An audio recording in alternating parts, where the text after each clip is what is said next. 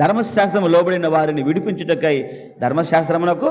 కాబట్టి ధర్మశాస్త్రం విడిపించడమే కాకుండా 6-7 వచనాలు, మీరు కుమారులై ఉన్నందున, మనం యేసు ప్రభువుని నమ్మాము, మన దేవుని కుమారులమయ్యాము.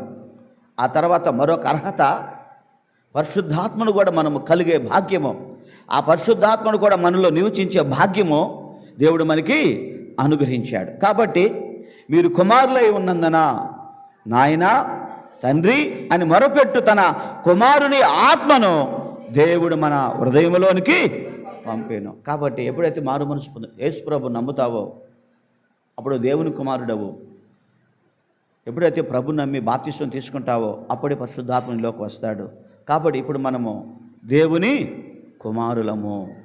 కాబట్టి తండ్రి కుమారు పరిశుద్ధాత్మ ఆ త్రియేక దేవుడు నమ్మిన వారిలోనే నివసిస్తున్నాడు. ఇది మహా గొప్ప భాగ్యము. కాబట్టి నీవు